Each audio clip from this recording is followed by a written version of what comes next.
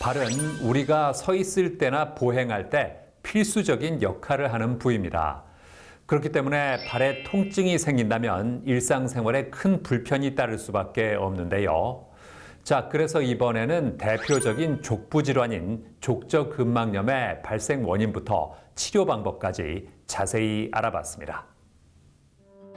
신체 가장 아래에 자리 잡고 있는 발은 제2의 심장이라고 불릴 만큼 우리 몸에서 중요한 역할을 하는 기관이라고 합니다.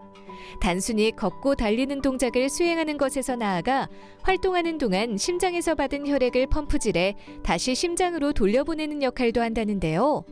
이렇듯 우리 몸을 위해 많은 일을 하는 발이지만 그 중요성에 대한 인식은 여전히 낮다고 합니다. 발은 오랜 시간 몸 전체를 지탱하며 물리적 압박을 받기 때문에 다양한 질환에 노출될 수 있다는데요. 족부 질환의 종류에는 어떤 것이 있을까요? 족부 질환은 발에 생기는 병을 말하는데요. 족부 질환의 종류로는 발바닥 근막에 염증이 발생하는 족저근막염과 엄지발가락 관절이 비정상적으로 변형되는 무지외반증, 그리고 발가락으로 가는 신경이 붓는 지간신경종 등이 있습니다. 족부 질환 가운데 흔히 발생하기 쉬운 것은 바로 족저근막염이라고 하는데요. 족저근막염은 주로 뒤꿈치 부근에 심한 통증이 나타나며 특히 아침에 일어날 때나 오랜 시간 앉아 있다가 일어설 때 통증이 심해지는 경향이 있다고 합니다. 족저근막염이 발생하는 원인으로는 아치가 높은 요족이나 아치가 낮은 평발 등으로 인해 발 모양의 변형이 있는 경우, 장시간 서 있는 직업과 운동량이 갑자기 늘어난 경우가 있습니다. 그 외에도 과체중으로 발바닥 과도한 체중이 실린 경우, 밑창이 딱딱하거나 굽이 높은 신발을 자주 신는 경우 등이 족저근막염의 원인이 됩니다. 보통 신체 검진을 통해 족저근막염을 진단할 수 있다는데요. 발 뒤꿈치뼈 전내측 종골 결절 부위에서 명확한 압통점이 느껴진다면 진단이 가능하고 족저근막의 방향을 따라 발바닥에 전반적인 통증을 보이는 것을 확인할 수도 있다고 합니다. 신체 검진 외에 추가적인 검사가 필요한 경우는 흔하지 않습니다. 하지만 증상이 전형적인 족저근막염 양상이 아니거나 적절한 치료에도 증상 호전이 없는 경우에는 다른 질환과의 감별을 위해 필요에 따라 방사선 검사나 근전도 검사를 시행해야 할 수도 있습니다. 족저근막염 증상 초기에는 물리치료나 약물치료, 주사치료 등 비수술적 치료만으로도 개선될 수 있지만 비수술적 치료를 꾸준히 해도 효과가 나타나지 않거나 증상이 심한 경우에는 수술적 치료를 고려해야 한다는데요. 기존의 족저근막염 수술은 피부를 약 4에서 5cm가량 절개한 후에 근막을 절제하여 늘려주는 유리술을 진행하는 방식이었습니다. 신체 활동의 근간이 되는 발 부분을 수술하다 보니 상처가 회복되기 전까지 자유롭게 움직이기 어려우며 절개 범위가 큰 만큼 회복 기간이 오래 걸렸는데요. 이러한 단점을 개선하기 위해 고안된 방법이 바로 초소형 내시경 수술입니다.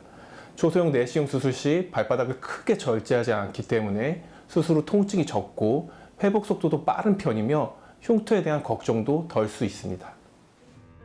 초소형 내시경 수술은 병변 부위에 약 1mm 직경의 초소형 내시경을 삽입하는 방식으로 근막에 생긴 염증을 제거하고 근막을 늘려준다고 하는데요. 내시경의 확대 기능을 이용해 고화질로 꼼꼼히 살펴보며 진행하기 때문에 정상 조직의 손상을 최소화할 수 있다고 합니다. 게다가 수술 시간이 짧은 편이며 부분 마취로 진행되기 때문에 입원하지 않고 수술 당일에 퇴원을 할 수 있다고 하는데요. 일반적으로 족저근막염은 특별한 치료 없이도 천천히 스스로 증상이 좋아지는 자안성 질환으로 알려져 있습니다. 그러나 좋아지기까지 약 6에서 18개월가량의 시간이 필요할 수 있으며 무작정 나아질 때까지 기다리기 어려운 점이 있습니다. 특별한 합병증이 알려져 있진 않지만 족저근막염을 장시간 방치하면 일상생활에 지장을 초래할 수 있고 보행에 무리를 주어 무릎이나 고관절, 허리 등에도 이상을 초래할 수 있으므로 주의해야 합니다. 아침에 일어나 잠들기 전까지 쉴 새 없이 움직이는 발은 다양한 원인에 의해 족부 질환이 발생할 수 있다고 하는데요. 발바닥에 통증이 나타나는 증상을 가볍게 여겨 방치하지 말고 병원을 찾아가 적극적으로 대처하길 바랍니다.